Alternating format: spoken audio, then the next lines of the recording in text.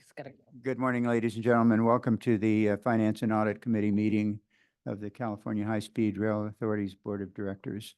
This is May the 1st, and we'll call this meeting to order, and we would then ask Call the roll. well, we usually do it, but go ahead. Chair Richards, Here. Director Camacho, Here. Vice Chair Miller, Here. Director Gilmetti. Present. We have a quorum. Thank you. And will you announce to the public what they need to do in order to address us, both those here and those who are joining us electronically? Thank you, Mr. Chairman. Good morning, everyone. Before we begin public comment for the California High-Speed Rail Finance and Audit Committee meeting, I would like to review some important information. For members of the public who have joined us in person and wish to provide public comment, you will be called on in the order we received your card. If you are joining the meeting via Zoom and wish to provide public comment, please use the raise your hand feature located at the bottom of the app. If you are dialing in by phone, pressing the number 2 will raise your hand and put you into the queue. Speakers will be called on in the order their hands are raised. Once you are in the queue and your name is called, please click the prompt on your screen to allow your microphone to be unmuted. If you are joining by phone, we will call on you by the last 4 digits of your phone number. At that point, you will hear a message that your phone is being unmuted. Each speaker will be given 2 minutes. I will remind you when you have 15 seconds remaining.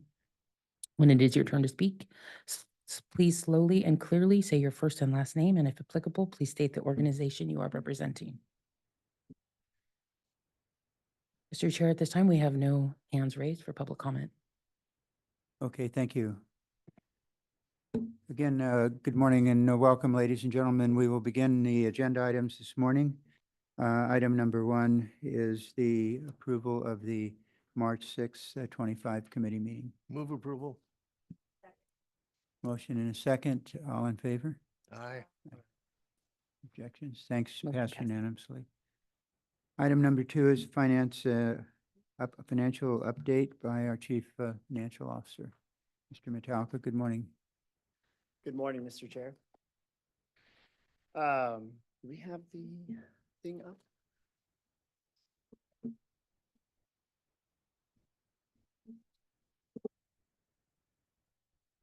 Okay.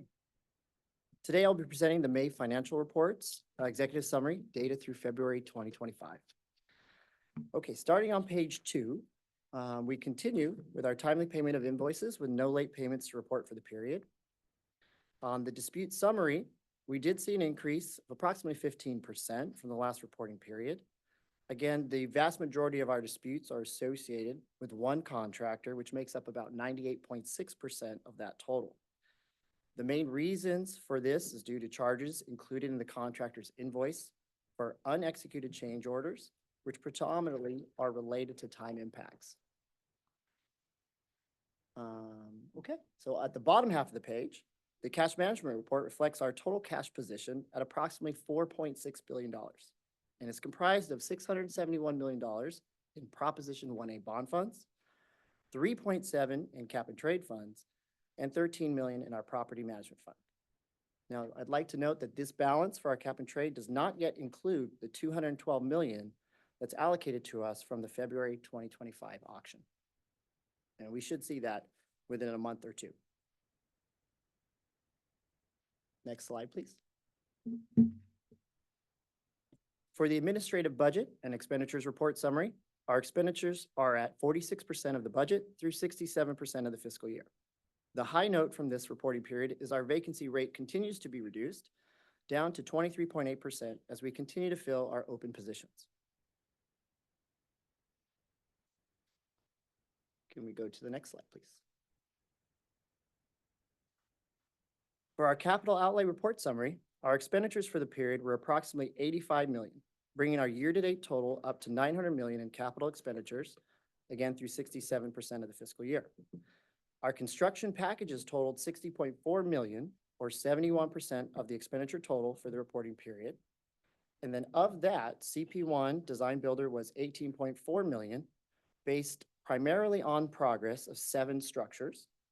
And CP23 design build progress was $19.2 million, based primarily on advancing 12 structures. And we'll have an update on next month at the end of this, of where our expenditures are at. Our total project expenditures report summary provides an overview of expenditures by funding source and total funding by source to give a better status view of how this project is funded and how the funding is categorized and where it's going. So focusing in on our pie charts at the top right, our expenditures to date of our 11.4 billion for, or 81.6%, are state funded, and 2.57 billion or 18.4% has been federally funded. At the bottom right, our total funding remains at 29.5 billion, comprised of 77% state funding and 23% federal funding.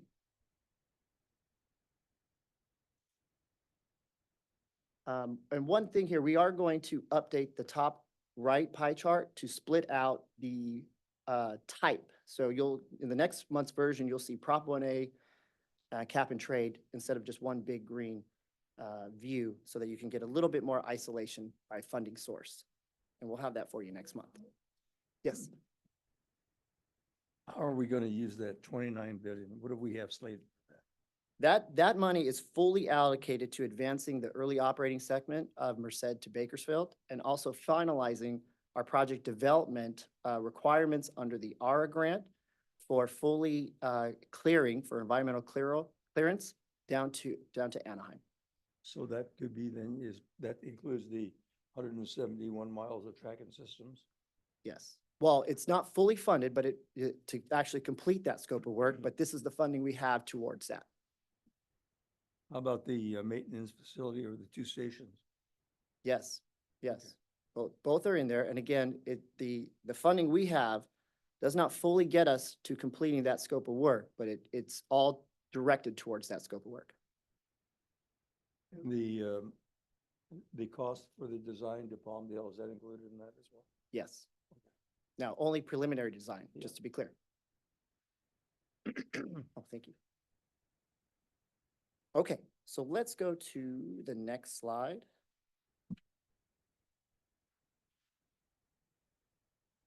So on the next slide, our federal funds and state match liability summary, and we did make a distinction so that it was clear about what was federally funded versus state funded. So that was a little bit easier to see this graphic.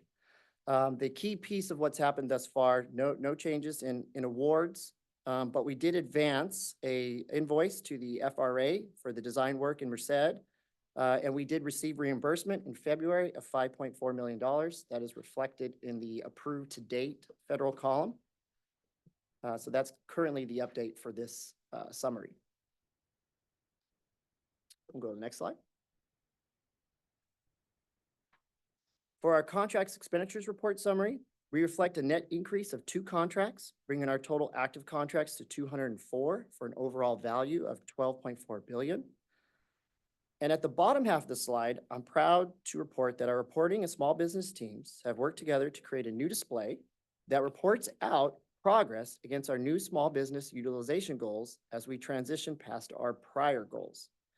So as new contracts are awarded under the new goal structure, older contracts reach term, we will transition away from the pre-November 2023 table.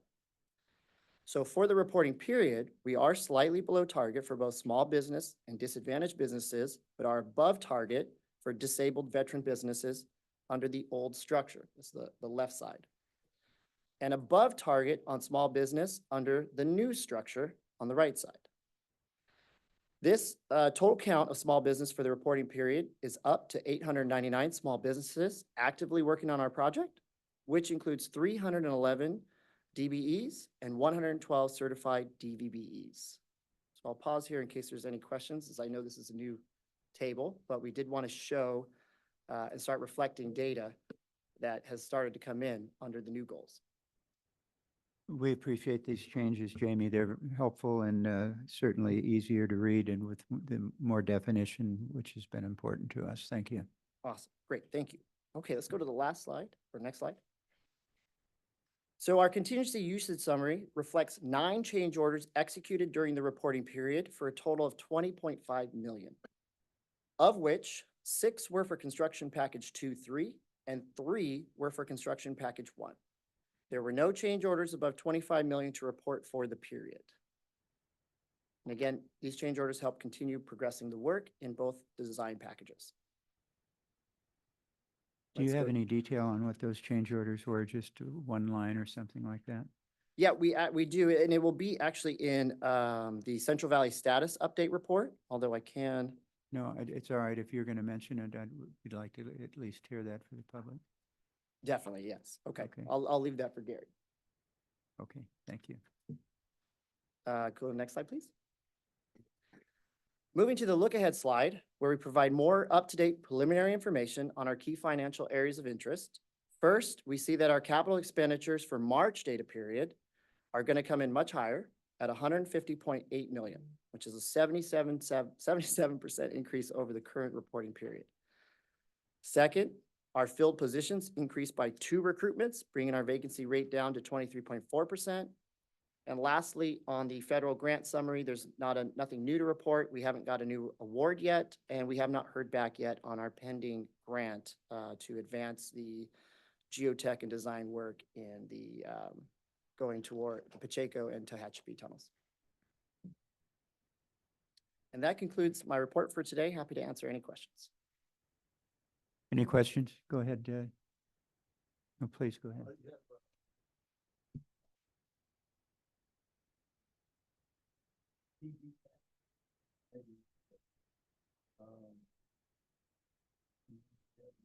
All packages together, including the CP is 120.1. Where's the balance of it? 91.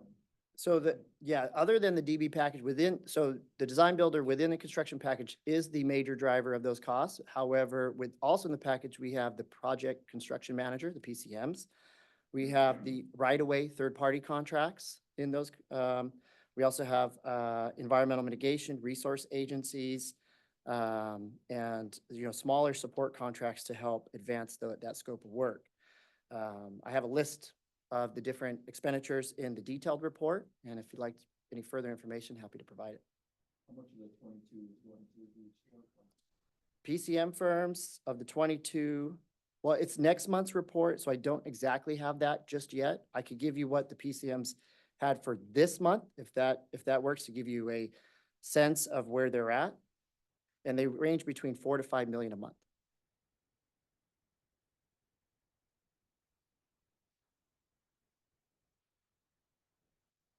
Thank you, Jamie. Absolutely. Yeah, sure, go ahead. James, on that here, I mean, this question for Ian. We have a gauge of 2026 for the civil work. But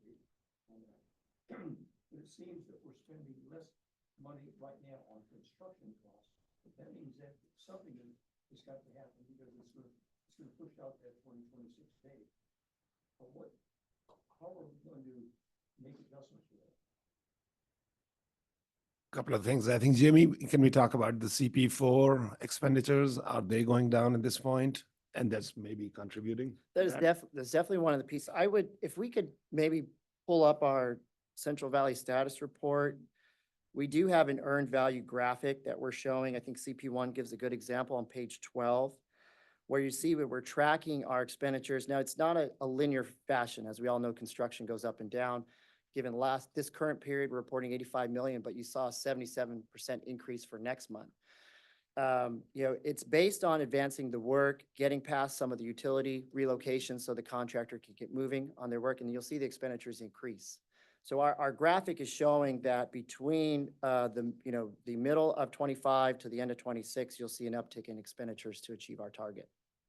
It's going to be critical to see that uptick.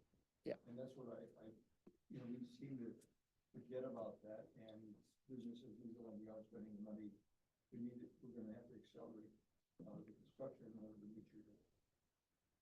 That's very true. And on the CP1 in particular, we have some major milestones that have some reviews to be done with our Class 1 railroad, and that is tomorrow. If those get organized in a way I think they should, then we will have a major construction activity starting very, very soon. Thank you. Okay, thank you. Thank you, Jamie.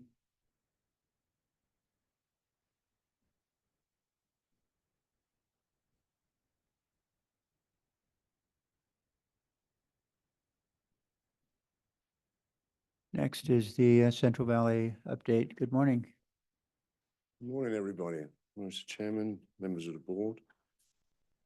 I'm here to do the Central Valley update. First slide, please.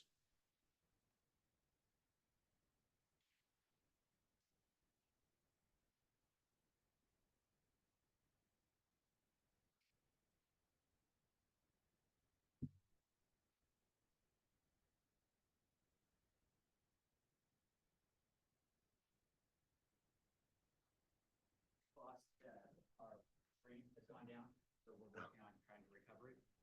Give me a couple minutes.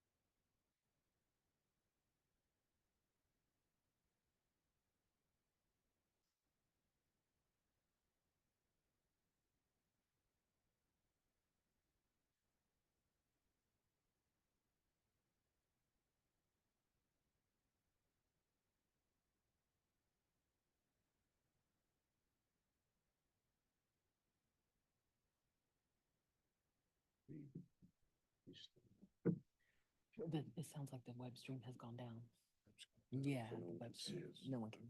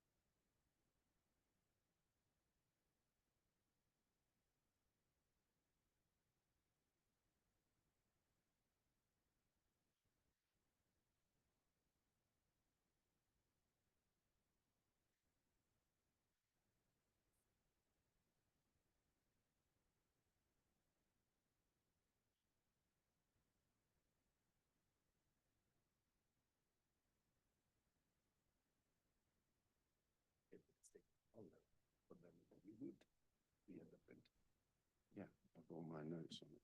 I can get clean. No, for you to use without. Yeah. Yeah, but they won't follow me with the slides. I get it.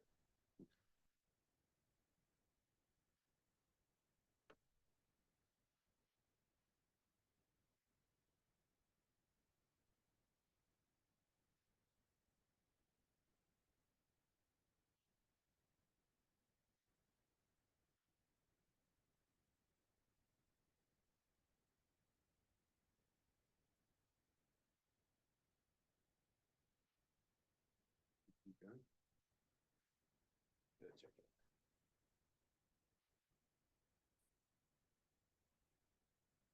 Otherwise, you slide by slide.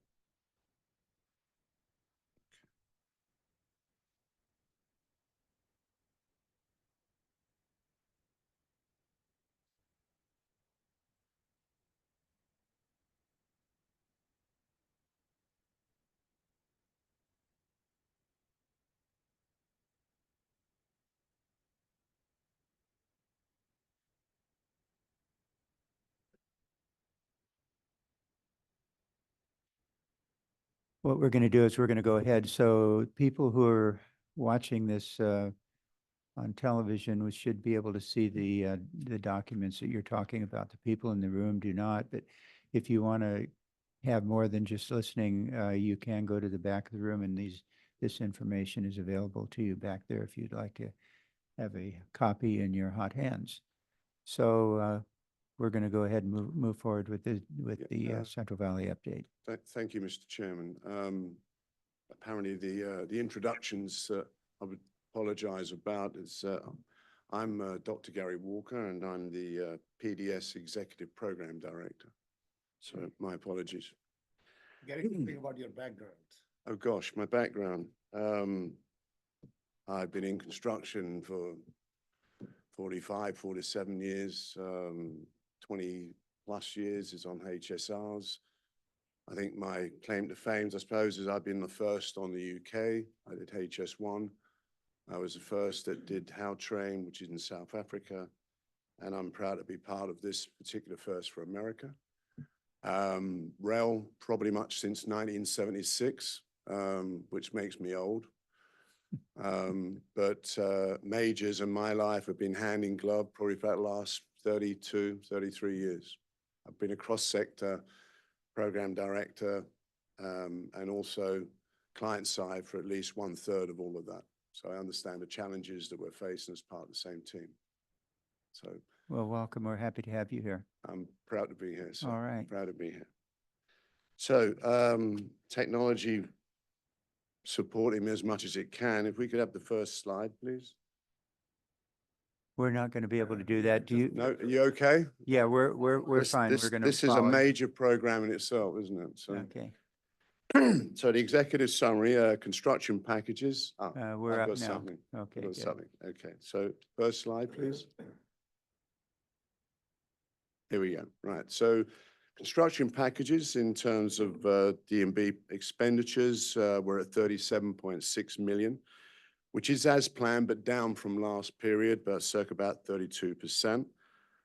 Across CP1, the expenditures at 18.4 is about 12.1 comparison with last period.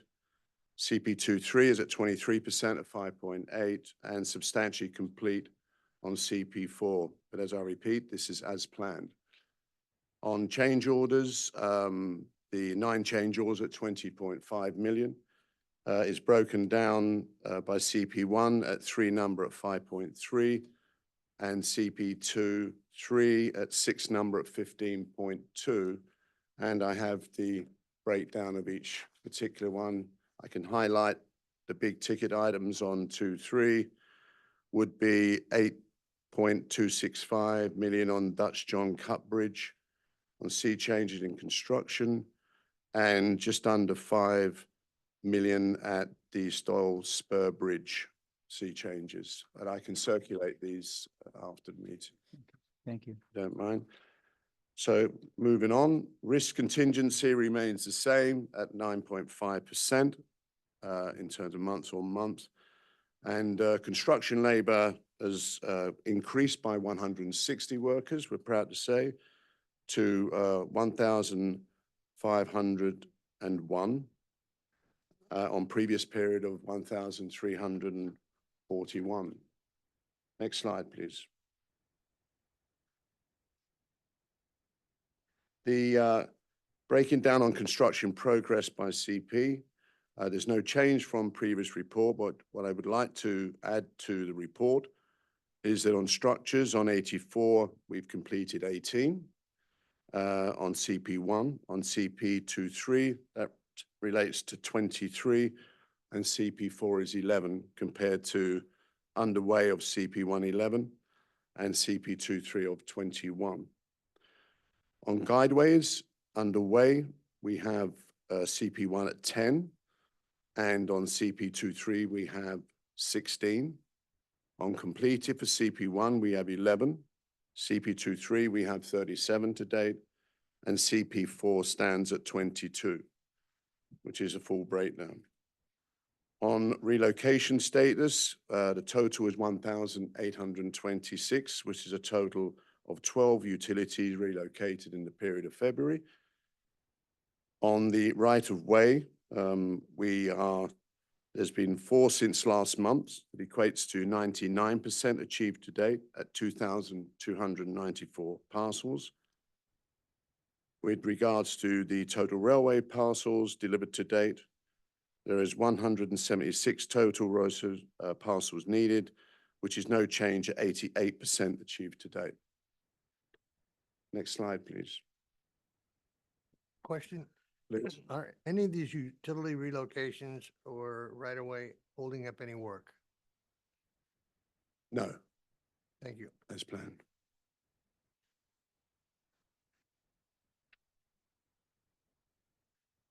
On the next slide, thank you. The project development environmental clearance schedule. We are to note on Los Angeles and Anaheim, the admin draft environmental impact report and EIS was released in February 7th, I can report,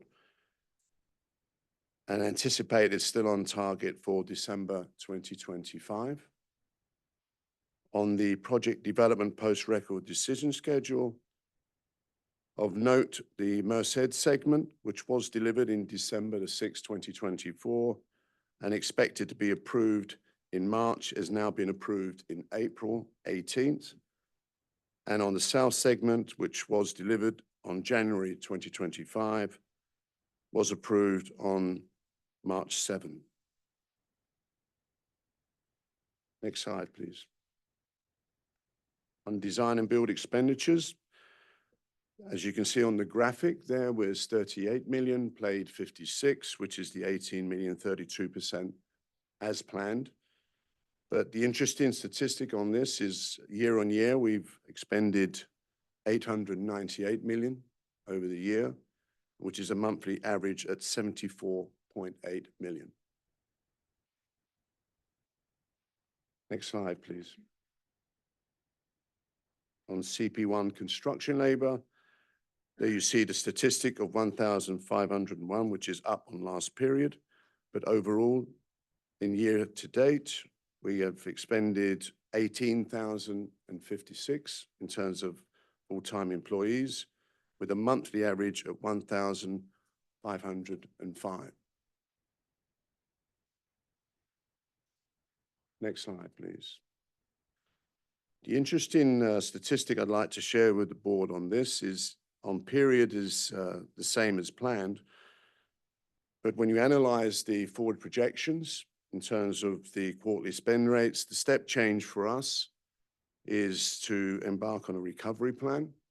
So we're looking to accelerate by achieving the end of Q2, which would be June 25. You notice a step change from 98 structures to 104.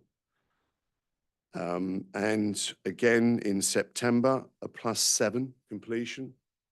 And again in December, a +6. That gives us projection for the end of the year at 75% complete, which is +17, which is a significant step change in terms of activities of completed structures. And on guideways, that represents 71%, which is +11, which breaks down into CP1 at +5 and CP23 at +6. So we're on a recovery curve. Next slide, please. This graph shows the utility relocations of the 12 that was mentioned in the summary at 1254, which is actually on plan along that curve to achieve the target of December 2025.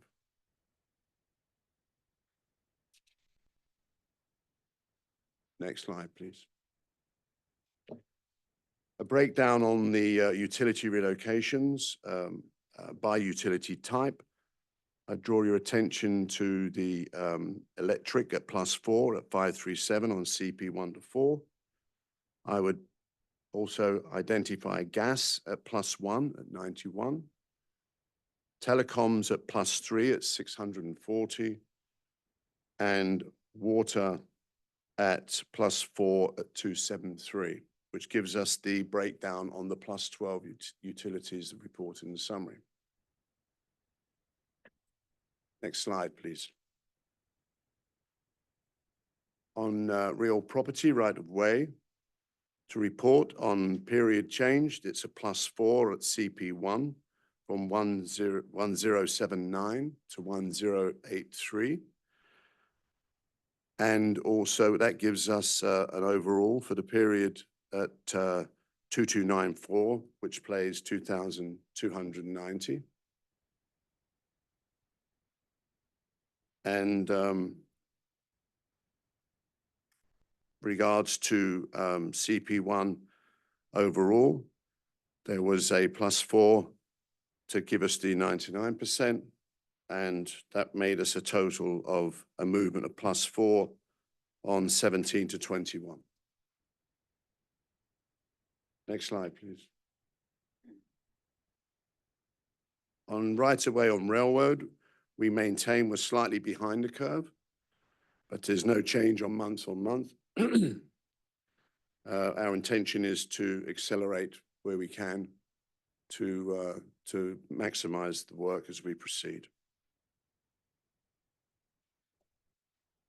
And the CP1 for earned value. Next slide, please.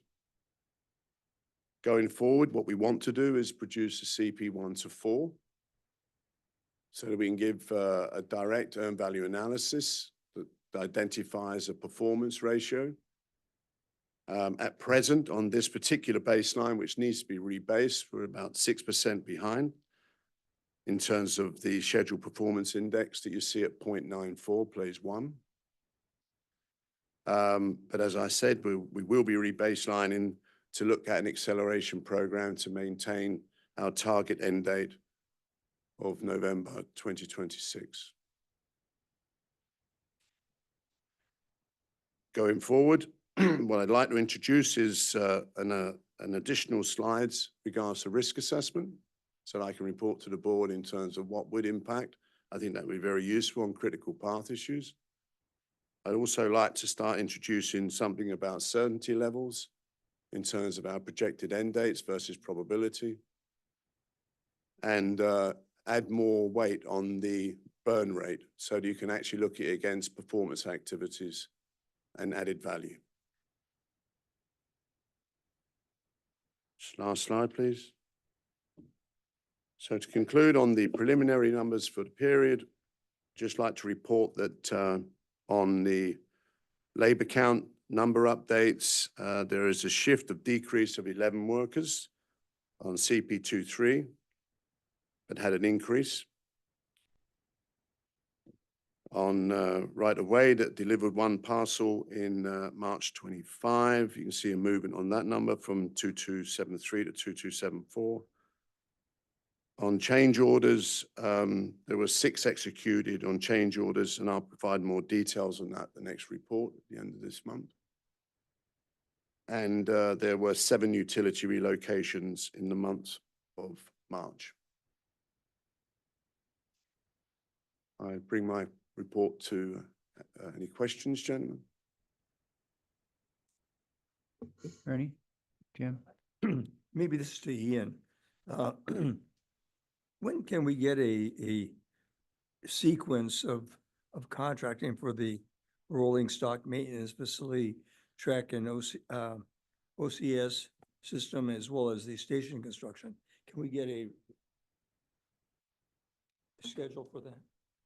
Yes, it's revised, is getting updated. We will have that available for you. Do we have it for the next board meeting? Yes. Thank you.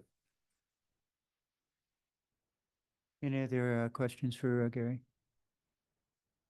Thank you very much. Good Thank job. you. Welcome again. I'm proud to be here. All right, Thank we're you. proud to have you. So ladies and gentlemen, that completes the agenda for today's meeting. Any questions or comments from any of my colleagues? Hearing none, then we will adjourn this committee meeting. Please join us in just a few minutes at 9 o'clock for the board meeting. The F&A committee is adjourned.